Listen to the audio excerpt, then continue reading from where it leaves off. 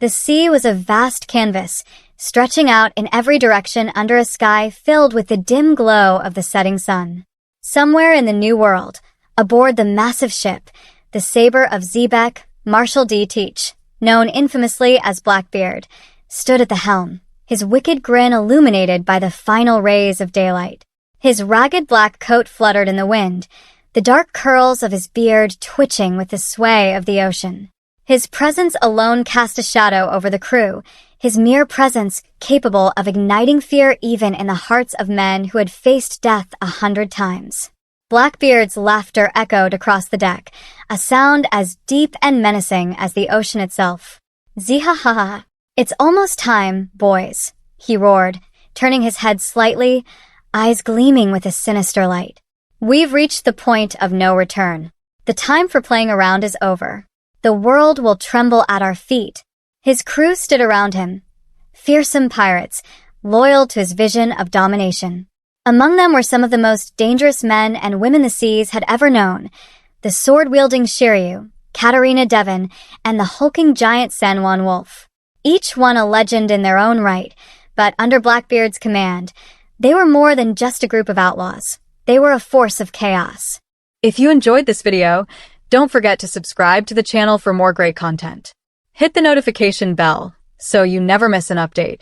Let me know your thoughts in the comments below, and feel free to share this video with your friends. See you in the next one. Blackbeard reached into his coat, pulling out the infamous black Vivre card, its direction pointing towards one location. He licked his lips, tasting the thrill of destiny.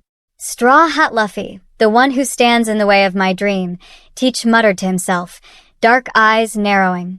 His voice dropped low, almost a growl, "But there's only one king of the pirates, and it ain't gonna be you." Luffy was a name that rattled through the Grand Line like a storm, the young pirate whose actions had shaken the world and even challenged the might of the four emperors. But Blackbeard had never considered him a threat until now. Ever since Luffy's clash with Kaido and the revelation of the ancient power he possessed, Blackbeard's ambition had sharpened into something more dangerous. It was no longer enough to simply collect devil fruits and carve out a piece of the world for himself. He wanted it all. "We'll take his head and his treasure, and with it, we'll seize the throne of the Pirate King," Blackbeard bellowed, his voice filled with a manic hunger. "And the final key to the One Piece will be mine." As the crew cheered, Blackbeard glanced up at the sky. Dark clouds gathered on the horizon, almost as if the sea itself was preparing for the calamity that would soon unfold. Blackbeard's powers, the Gura Gura no Mi and the Yami Yami no Mi, crackled within him. The very air around him seemed to hum with dark energy, a twisted mockery of nature. Shiryu stepped forward, his blade glinting ominously in the fading light. "What's the plan, Captain?" he asked, his voice calm and menacing. "You know the Straw Hats won't go down without a fight. They've already survived worse than most of us could imagine." "Zihahaha. That's exactly why I want them," Blackbeard replied, his eyes gleaming. "Luffy's got the Deej in his name, just like me. Fate's been pulling us towards this moment for years. But fate ain't enough on its own. It's time to show the world why Blackbeard is feared." He raised his hand, and with a flick of his fingers, the darkness of the Yami Yami no Mi began to spill out from his palm like thick, billowing smoke. The ship seemed to groan as the dark tendrils stretched out, twisting around the wood and metal like creeping vines.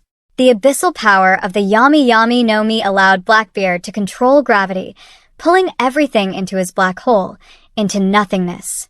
And yet, there was another power, far more terrifying.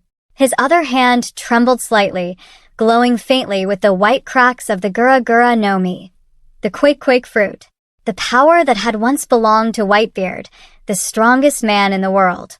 "With these two powers, there's nothing that can stop me.